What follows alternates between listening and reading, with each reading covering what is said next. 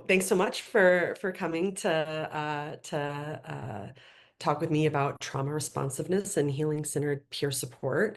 I'm really excited. This is a topic that I love to talk about, and that's very near and dear to my heart. So looking forward to kind of going on this journey with y'all for the next hour.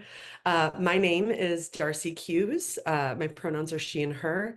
I live in San Antonio, Texas, and I work for the University of Texas at Austin doing peer support curriculum development for the state of Texas and the southwest region of the United States.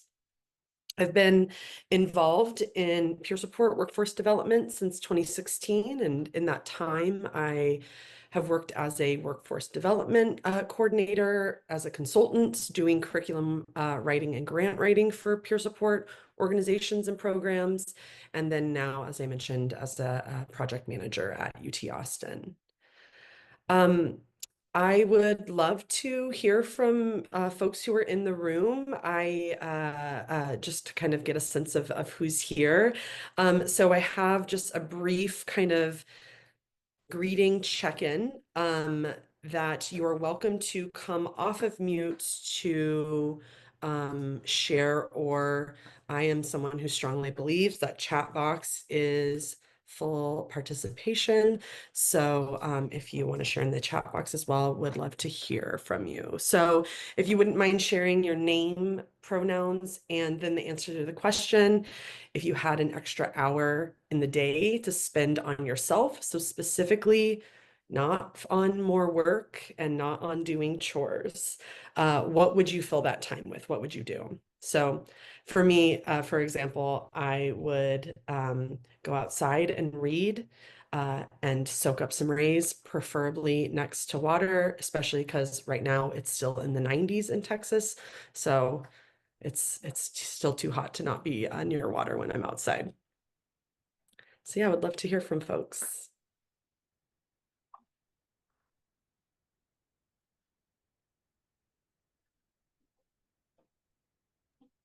I can jump in. My name's Casey, and I use they, them pronouns. And I think if I had an extra hour in the day, I would spend it with my dog going on some kind of adventure. That's great. Thanks, Casey.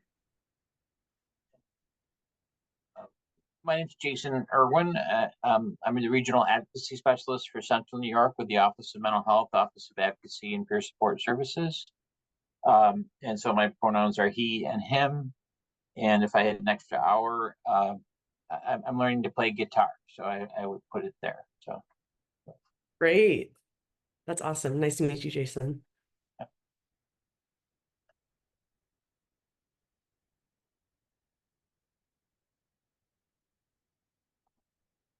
I see some folks in the chat box sharing about crafting or cooking a new dish, and hiking with my daughter or granddaughter, reading a good book, enjoying a cup of tea, all lovely things. Thanks, y'all. More time outside with pups. We love that.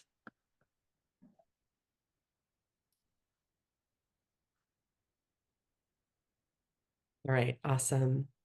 Well, thanks, y'all. It's great to just get to kind of start kind of building connections with who's in the room.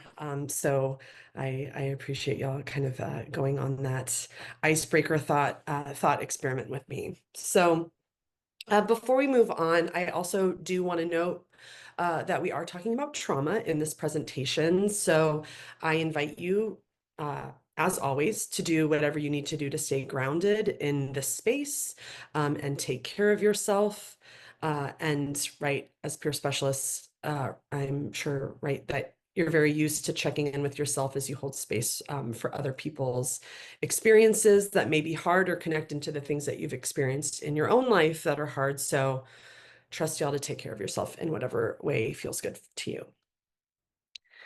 So I will also be completely transparent and say there is a lot of information in this presentation, and I am going to try to move through some of it quickly so that I can hit all the main points, but leave space for discussion where possible.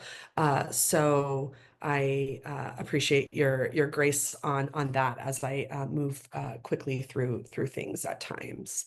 I will also be doing my best to keep an eye on the chat box, but especially as I'm kind of in a more didactic part, may miss things. So I'll try to keep track as much as possible. So we're going to start by just kind of defining terms that we're talking about, and then we'll end our this presentation looking at what are some of the ways that peer specialists specifically can support people who are experiencing trauma, and looking at how healing may show up for folks. So trauma can be defined in many different ways. You do a simple Google search and there's just multiple definitions of trauma.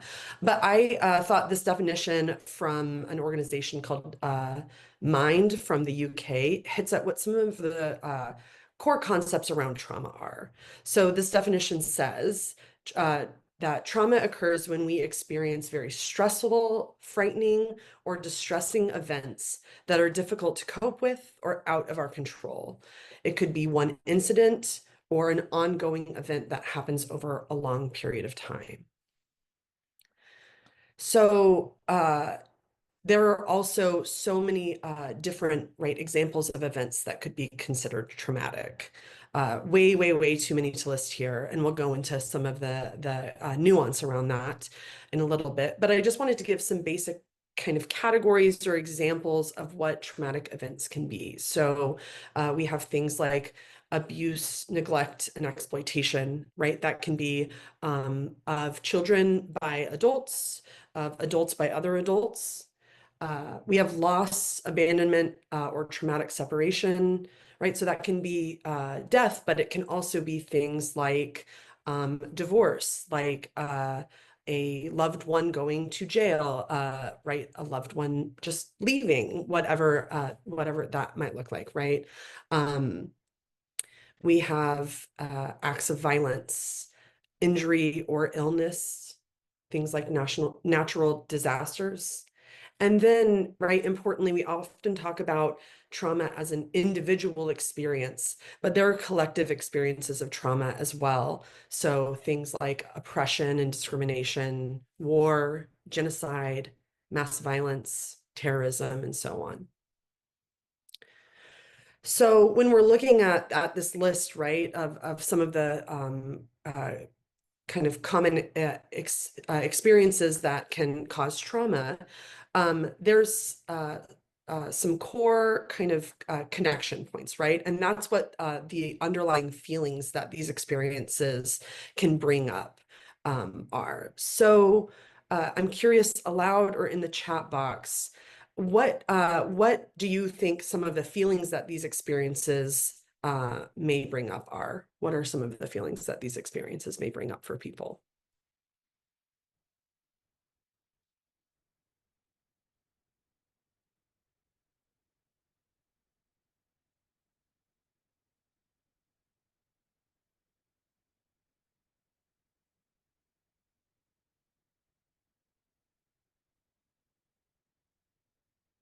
So I see powerlessness,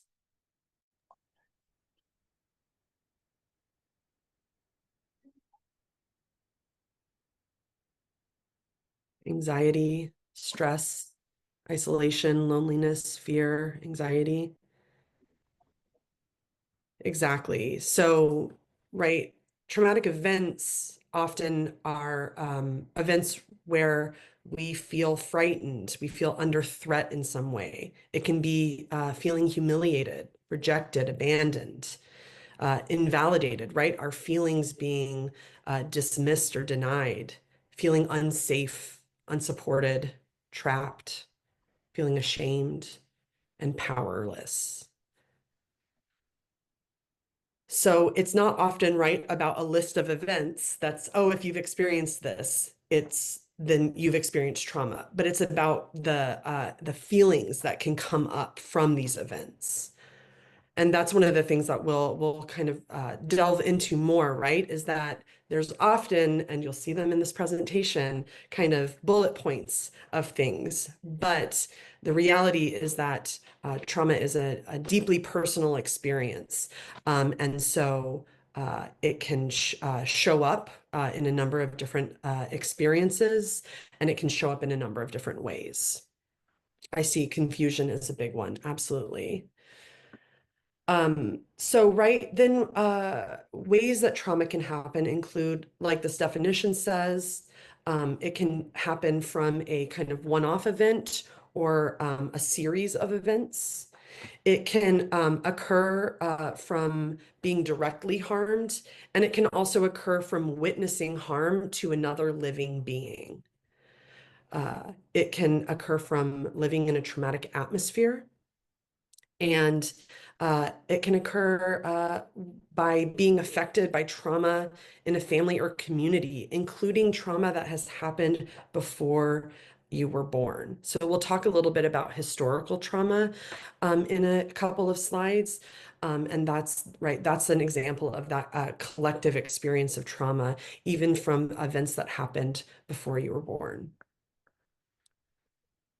So one thing that I really want to reinforce, right, is we gave examples of common traumatic experiences, but the fact is that trauma does not have to stem from major events.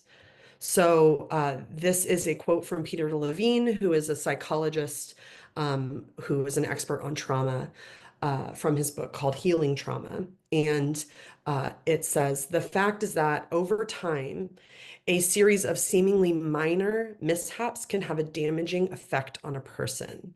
Trauma does not have to stem from a major catastrophe. And so just to share a little bit of personal experience that I think kind of emphasizes this point. When I was young, I experienced kind of a significant and prolonged medical traumatic event. And it resulted in me having kind of really intense back spasms that were completely debilitating. And it often happened when I was under stress. So I was, 11 years old, and when I had a test at school or something like that, I would have these back spasms that would cause me to be completely debilitated and freeze up, often in front of my peers, right? Which was stressful. I felt powerless. I didn't know what was happening, and it was embarrassing because it was happening in front of my peers at school, at like a pretty formative, right, time in our social development. So that in and of itself was, felt traumatic for me.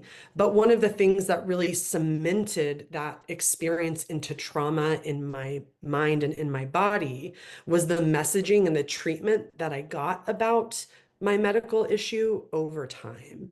So because my medical issue wasn't easily diagnosed at first, I spent years without a diagnosis. And because of that, I had people telling me that I was making it up, that I was doing it to get attention, that it was all in my head, that I was too sensitive, that it wasn't real. And those messages, right, slowly made me start to not trust my own body, to not trust my own reality, to not trust myself, and to not trust the people around me who were supposed to protect me. And I started to internalize those messages, right? I started to think maybe I am just making it up. Like maybe there is something wrong with me that I'm doing this for attention, even though it feels so real in my body. Um, and right, in addition to that, I wasn't getting my needs met by the people who were my caregivers, right? Whether that was my teachers at school, or, right, most importantly, my parents. So I felt very alone and I felt very helpless. And that caused some long-term effects for me that, right, I'm still in the process of understanding and processing through and healing around. So, right, although I had this kind of like um, uh, traumatic experience of the medical issue, the things that really cemented that experience into trauma for me were the little moments of these external messages and lack of support that I got over the course of my childhood. So that's when Peter Levine is talking about, right, trauma doesn't have to stem from a major catastrophe. That's an example, right, of what that can look like.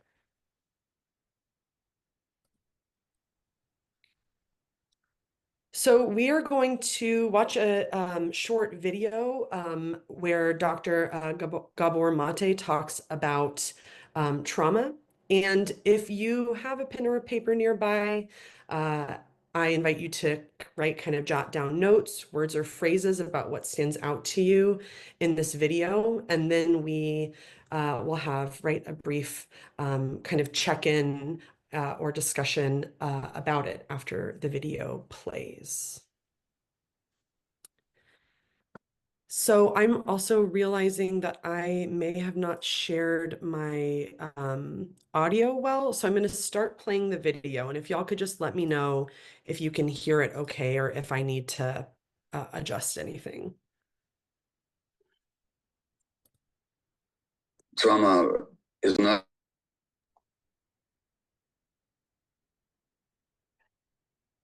having trouble hearing it. Yeah, can't hear it here either.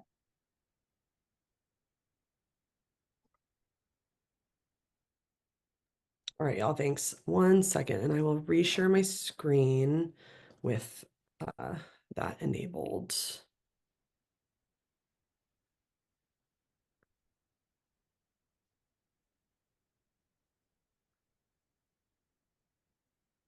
Okay, let's try this again.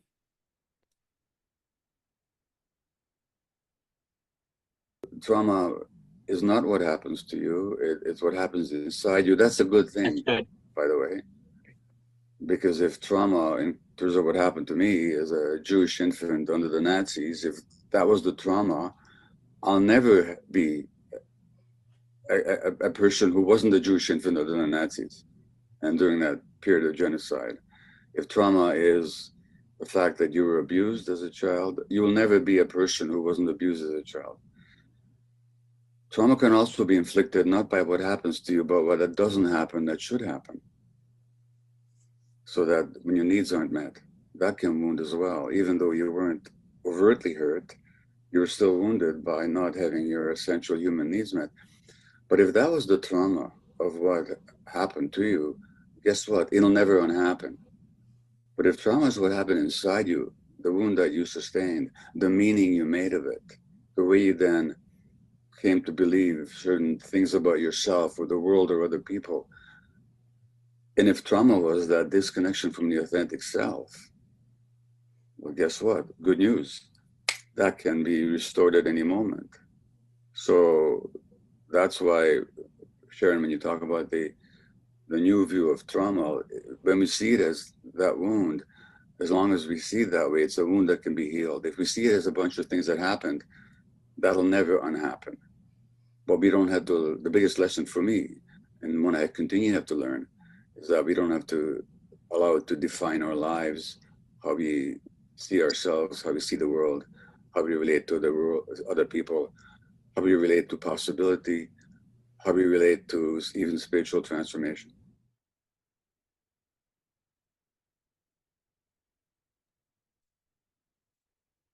Okay, so I'm curious to hear, again, out loud or in the chat box, whatever works for you. What are some of the things, words, or phrases that resonated with you from what Dr. Mate was saying? If I may say something, is that I love that he said trauma is not what happened to you, but what happens inside of you. And from there, what I understand him saying, that what happens was the trauma that happens within you is something that you can not change. You can change that, how it affects your life, how going forward, compared to what the trauma that happened to you is something that he said you cannot take away because it happened, it's there, it's always going to be there. but you can change how you navigate life, how you view life based on the hope factor, I guess. Is that that's my the takeaway for me. Sure, absolutely. Thank you. Yeah, that so powerful, that idea, right? That we can't change the things that have happened to us, the things that we've gone through. And when we understand trauma to be about what happened to us, we miss out on the opportunity to right, look at the way that we made meaning of what happened to us and make new meaning and really engage in that process of healing about, right? He talks about it as a wound, right? About what happened inside of us, about that psychological, emotional wound that happened inside of us that can be healed. So absolutely, thank you so much for sharing. I also see it's about our response to events in the chat box. What else?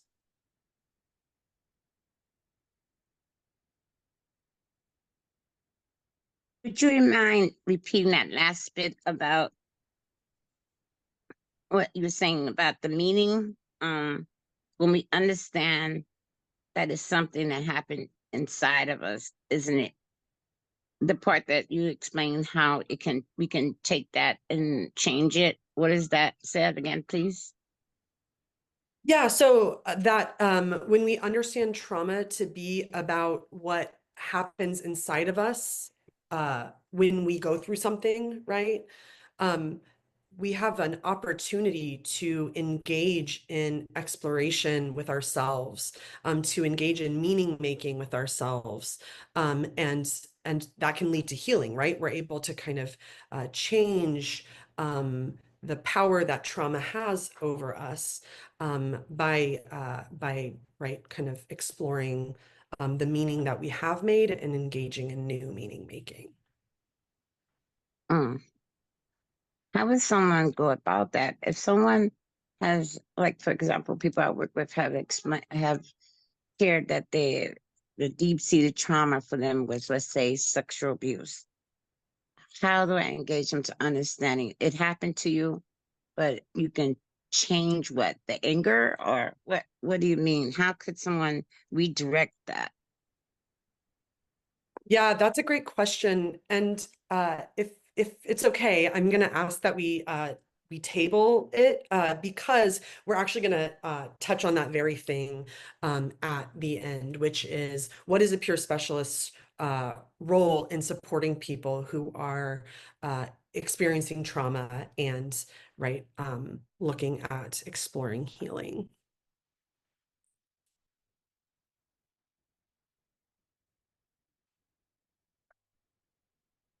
Okay, so I also see, right, the meaning we made of it in the chat box. So one of the things that I Trauma. want to highlight from what Dr. Mate said is that he said, trauma is not what happens to you, it is what happens inside of you as a result of what happens to you. So we just kind of talked about this, right? A lot of times when we think about trauma, we think about the experiences or the events, the what happened to us.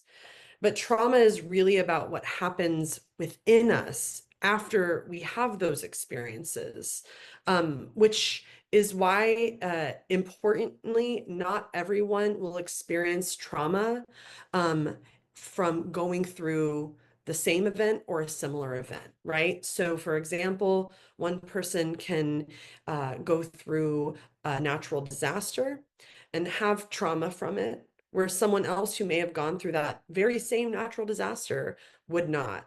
And right, there's a lot of reasons around that that we won't dive into too much, but it's important to recognize that we often see traumatic experiences listed out, but that doesn't mean that everyone will experience trauma, right? They experience that wound from going through what would be deemed as a traumatic event.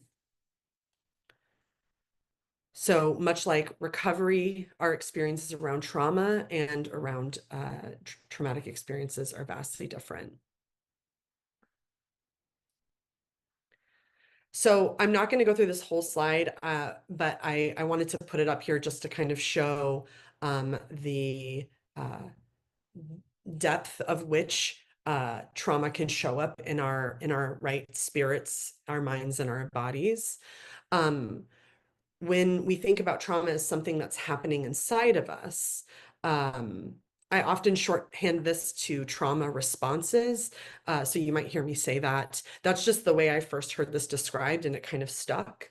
But right, these are the responses that we have inside of us when we experience something that is traumatic. So the reason I put all of these on a slide, even though it can feel overwhelming, is to show, right, the kind of diversity and depth at which we can experience trauma.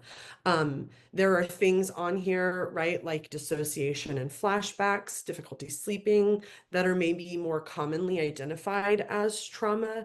But there are other things on here too, that, right, we don't always connect to being right, to being trauma. So, right, we see things like fight, flight, or freeze. So we see freezing and immobility. We see, right, loss of sustaining beliefs. So maybe having a connection to certain values or worldviews or spirituality, and a loss of that. We have things like chronic fatigue, chronic pain, fibromyalgia, asthma, and skin disorders, right? So things that show up as physical manifestations of trauma that can happen over the course of years or even decades if trauma goes unresolved in our bodies. So I mentioned earlier that I also wanted to touch on the concept of historical trauma.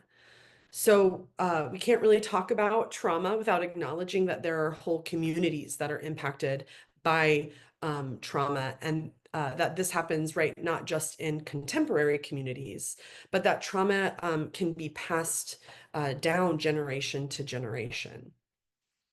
So historical trauma is the cumulative, multi-generational collective experience of emotional and psychological injury in communities and in descendants. These emotional and psychological injuries derive from significant events that are rooted in oppression and violence. So things like slavery and systemic racism, genocide and ethnic cleansing, displacement and forced migration, and violent colonization and forced assimilation.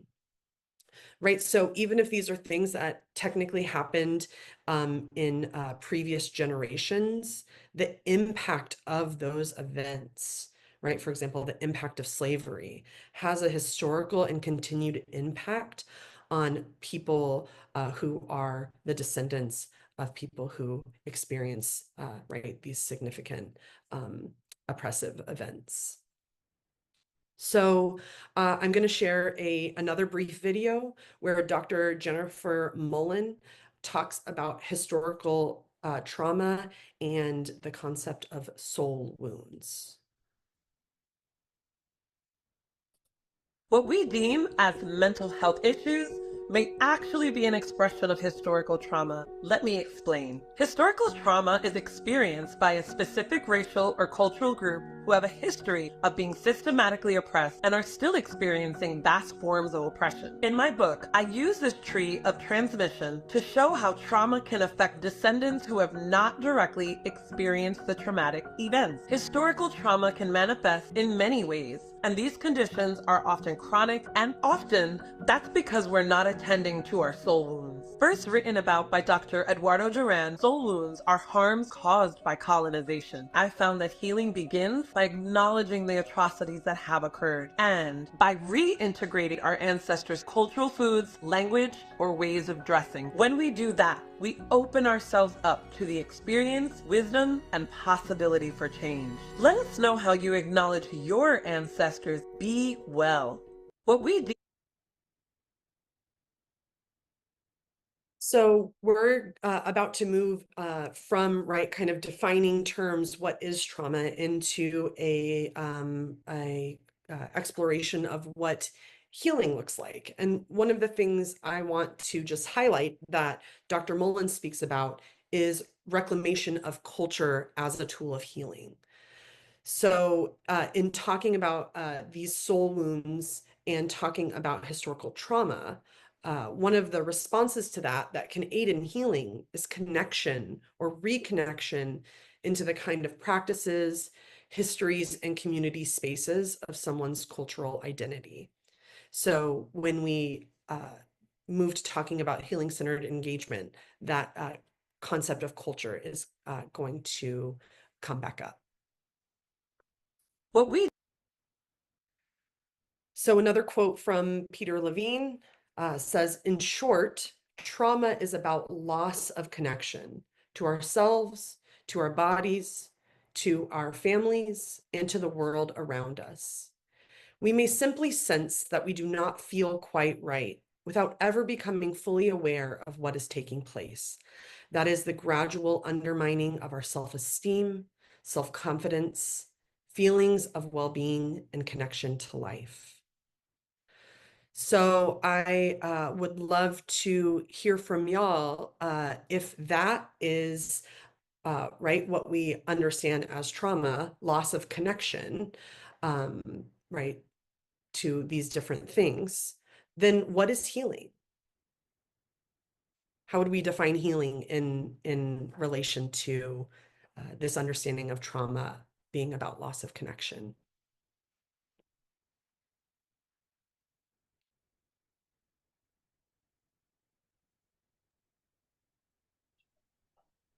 Be reconnection. Yeah. Yeah. Absolutely. Thank you. Yeah, exactly. So thank you, Jason. And then I see in the chat box as well, right? It is about, if trauma is about loss of connection, then healing is about connection and reconnection. So that can be to other people, but it also can be reconnection to, right, our voice, to our own power, to body, to self-worth, and so on.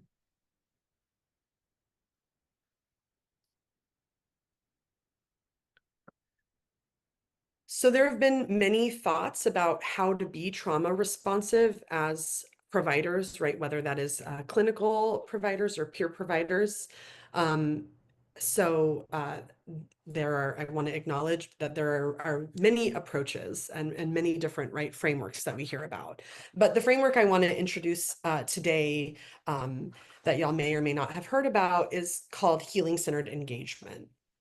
And researcher Dr. Sean Ginwright, in working with youth who were incarcerated, found that young people were often reduced by other providers to the worst things that had happened to them, even when those providers were doing their best to implement trauma-informed practices. Instead of focusing on dreaming and on possibility, Dr. Ginwright saw how young people were reduced to their symptoms or to their circumstances. And through his experiences, he developed the framework for healing-centered engagement.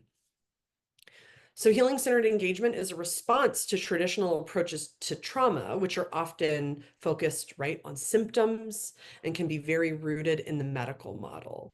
So the issue, when we say the medical model, we mean the issue is with the individual, and support is about returning them to a state of wellness that is defined by medical professionals and not by the person themselves necessarily. Healing-centered engagement, on the other hand, is a non-clinical and strengths-based approach to trauma that advances a holistic view of healing. So instead of asking what is wrong with you or even what happened to you, healing-centered engagement centers around the question, what is right with you? What is strong with you? And in doing so, in that shift, there becomes greater exploration into who you are and what your dreams look like. It views people who have experienced trauma as the people in charge of their own well-being.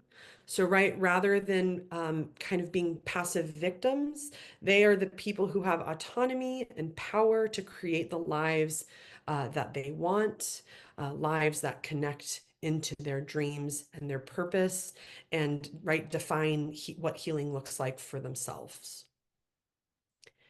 And healing-centered engagement is also based in 5 principles. So culture, right? We talked earlier when we looked at historical trauma about reconnection to culture and to cultural identity as an important part of healing.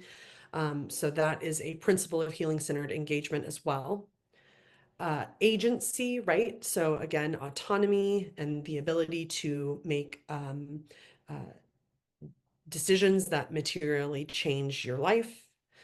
Relationships, so that healing, right, happens in relationship, and that relationship can really cultivate opportunity for deepening relationship to self.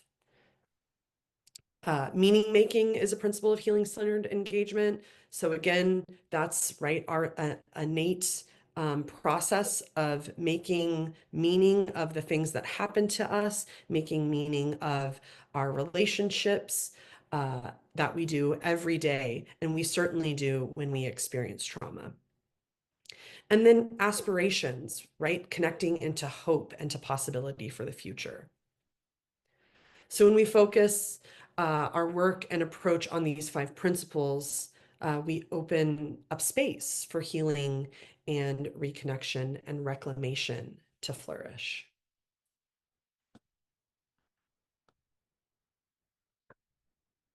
So we, right, just kind of went through the framework for healing-centered engagement as Dr. Ginwright developed it, and some of the underlying reasons for why he developed it the way that he did.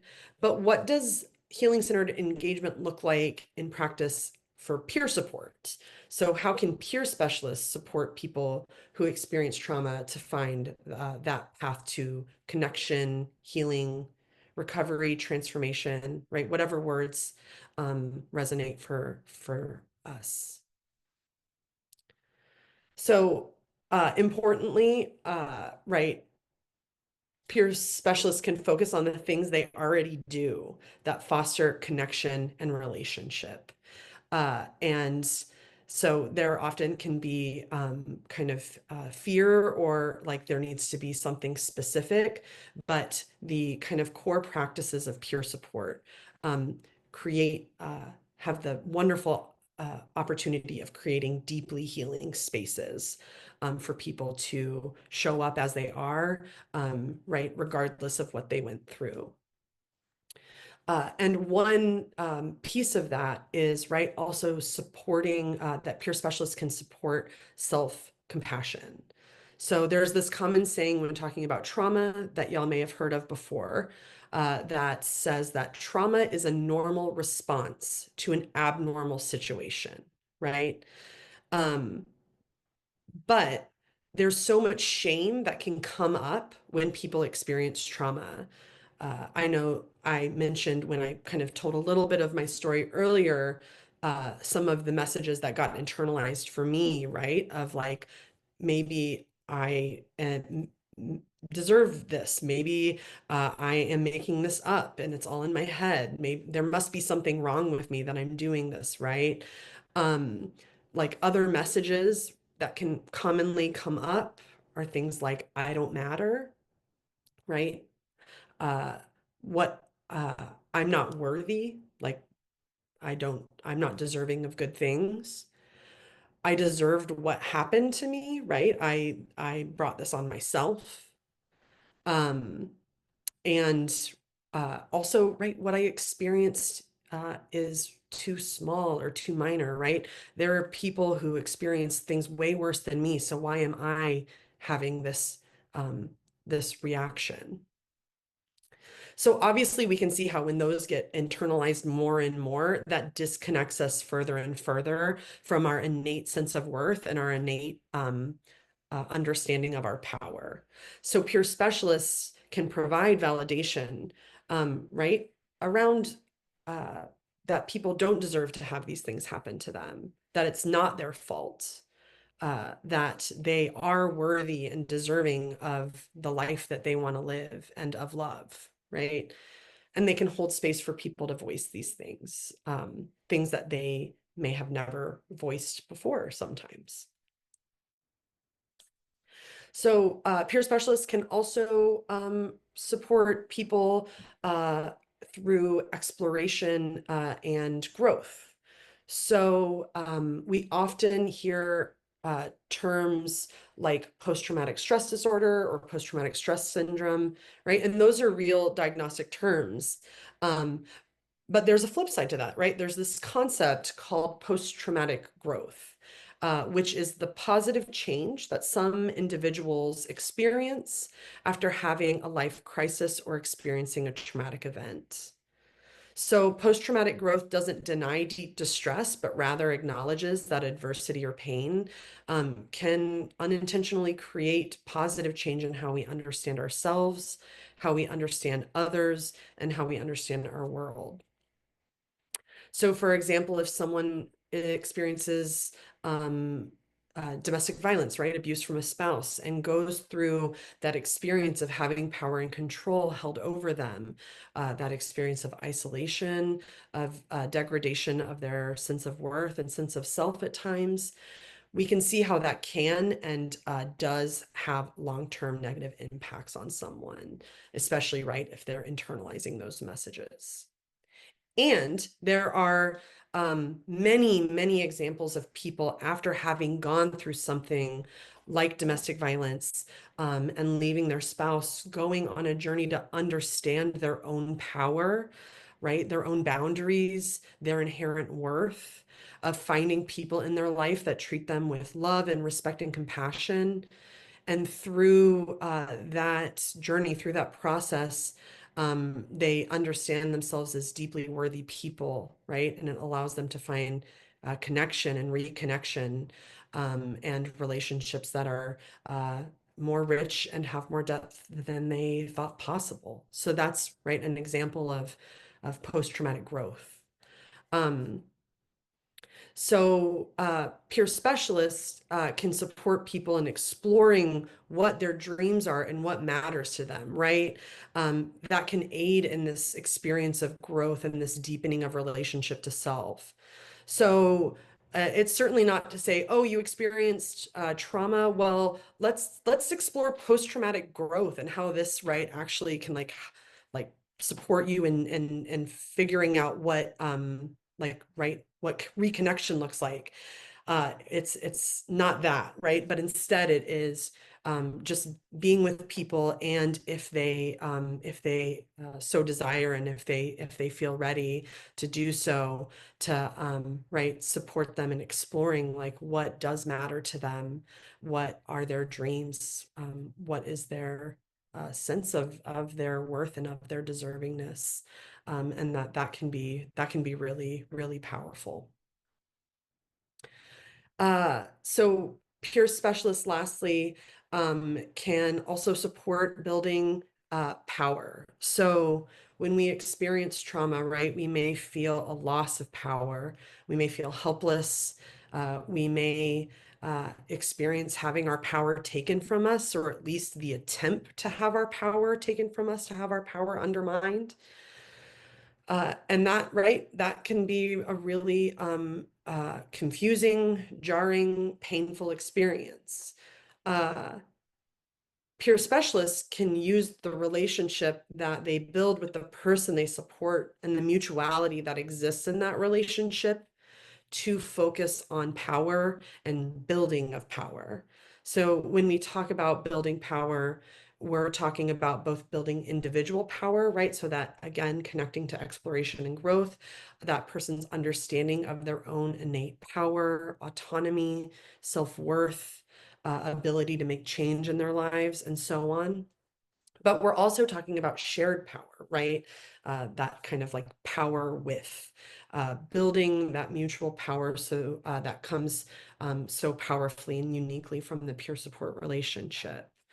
That shared power is so important, especially when someone's gone through a traumatic experience that's interpersonal in nature, right? When we go through something like that, it can understandably bring up feelings of mistrust, of disconnection, of fear, right? Again, those are normal responses to abnormal situations. And so focusing on building shared power and building trust and building relationship and peer support can offer people spaces to engage with relationship and trust again. Sometimes maybe one of the few times they've been able to, right, safely navigate what a trusting, respectful relationship looks like. And that in and of itself can be deeply healing. So I'd love to hear from y'all. What are principles or skills that you thought of that came up as I was kind of talking through these different forms of support that peer supporters can use to support self-compassion, exploration, and growth and shared power?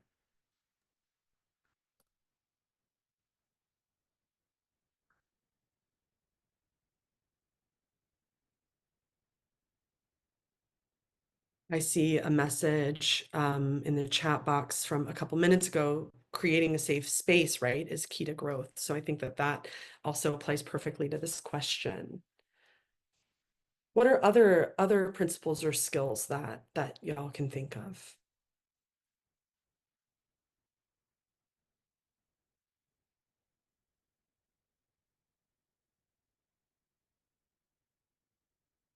I think building I'm sorry, I wanted to say the expiration and growth process. They're creating a center validation and the shared power, you know, and the compassion. And I think that that's key when when we're sitting down with our clients when I'm sitting down with my clients to share the shared power, like, and validation, to validate that this experience was traumatic, but also that there's hope in changing their look about who they are as a victim, and now taking that back and taking back their power to be someone who's going to take that experience and move on to it there's a word you said, let me look at my earlier. One second. It was a word you said. Can't sorry. To explore some aspirations. So, and the aspiration is I feel that will help them go from the victim more than looking at taking back their power and looking at exploring some aspirations where they want to do it yourself beyond the trauma, beyond where they may feel about themselves, like this happened to them because they deserve it. But so that's moving away the victim. I think the victim mentality is something that has to be worked on with the client, especially when a lot of them have developed a low self-esteem and self-worth. And it's sometimes to help a client envision their aspirations and using our shared power. Like when I used to say shared power, I believe with sharing how I got through it with them and how they can see themselves getting through it in this way or better helps them. So I think the shared power and the building power and letting them know that they have that power, because I don't think that sometimes they don't think they have that power to get out of that victimization, because the things that happen to people are so intense. Trust is so hard too. and connecting with the principles of healing and the reconnection and connection with that helps throughout this. I'm sorry, I don't want to take on, but this is some of the things that stood out with me. Sure. No, thank you so much. I appreciate your thoughts. And yeah, right. Like people are often kind of actively going through things, right? It's not that the traumatic experiences in the past, but are at times kind of actively going through a traumatic experience, or a traumatic relationship. And so offering that space, and I love that, you brought up like offering that compassion, can be so powerful. And right, that also sometimes we should focus in on uh, that kind of delicate balance of right, supporting people to see their worth and the opportunity of their life, and not necessarily feel beholden to the messages that they've gotten, even if that message, right, is around kind of being a victim, but also supporting the language that people use for themselves, right? And if someone really feels connected to the experience of like, I was victimized and I am a victim of, right, whatever the experience may be, that we can validate that for them, right? That may be an important language connected to their experience of healing, and support them through like, what does it look to stand in your power, even right when you identify as a victim, to right. So I'm going to additionally add, if I may, the part that you wrote down here about culture, because I work in a community and we have a diversity of people, but a lot of percentage of the community are, let's say, Asian. And I'm learning there's a different dynamics of that culture and how the women are allowed to see themselves according to what I'm dealing with at our agency. So it's hard sometimes in certain cultures it's been challenging for me for some particular cultures, and specifically at our agency, the Asian culture and the dynamics the role women play in it, and the victimization that goes on, and how to help them move past that and see and help them even envision themselves in a powerful position. If that makes sense? Because they don't culturally, that's not part of their culture for women to have this venture to see themselves in a powerful position. You know what I'm saying? Like when I say powerful, I mean, oh my God, what's that? When I say that, I mean that I can take assertiveness, and I can have aspirations to move past this, because culturally this is not the way I've been brought up, and this is not how we work in our culture, and you don't understand because so sometimes that's been challenging to me. But I continue to work towards helping women in spite of your culture. And I'm not disrespecting anybody's culture. I richly believe in cultural, hold on to your cultural thing. Because sometimes I feel like some of us as Americans lose a sense of our culture because we don't hold it as close as some of others. So I see your thing. I'm gonna be, so I'm just saying that I just need to say that just in case anybody else has experienced that, where you with a culture that's the people, there's a man or woman in that culture has a distinct role, and in that role there's sometimes a large percentage of it is abusive. And in that culture, it is not the norm to shout out, express it, tell it. They just suffer in silence. So it's hard to get someone who's being abused within that culture to see that that's not something. If you are feeling the pain of this and feel like you're suffering, to see that there's a way out. Does that? I hope that makes some sense. Do you No, get it me? does. Yeah, it does. And I think you touch on something that, right, is like a really complicated dynamic, especially around abuse and like domestic violence, for example. And right, when we kind of I think it can be easy to um put our own understandings of culture and what culture should be onto others. And I heard you, right, even say that like that's something that we have to be careful to navigate. And so, right, that's again back to that power of relationship and offering peer support as a space for people to, right, like talk through what power looks like for them in their culture and whatever cultural roles they have.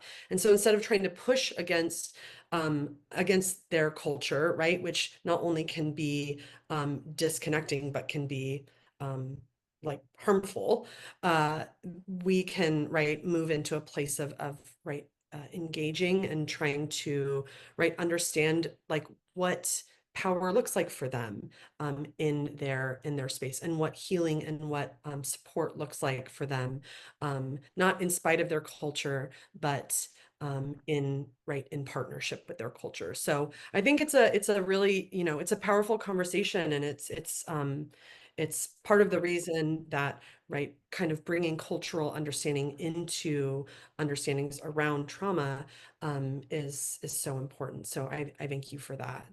I am recognizing the time as well. So in our last couple minutes, I just want to name a couple of things, right? I want to name that in order to do all of the things that we talked about, you don't have to call things trauma or traumatic in, right, in a conversation with someone that you're supporting as a peer specialist. So it's important to use the language that people use for themselves. If we start trying to assign, oh, well, that's trauma, you're experiencing trauma, that event was traumatic, right? It can be dismissive or disconnecting because it may, people may not be ready to talk about things in that way, or they may just not resonate with that language. Right, then people can still experience profound healing and transformation without naming their experiences as traumatic or what they're going through as trauma. And also, right, peer specialists, it's not the role of a peer specialist to kind of say, okay, what you went through was a traumatic experience, and right, over time, that's why things are showing up this way for you, right? That's the role of a therapist, to help people kind of engage on what happened to them and what that means for, right, how things show up in their life now.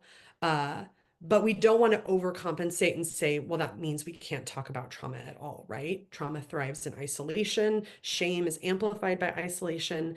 So instead, as a peer supporter, focusing on holding space for someone as they talk about, right, either what they went through or what it means for them now, holding space for that and supporting them in, right, kind of being in the driver's seat to decide what they want out of the relationship with you, right?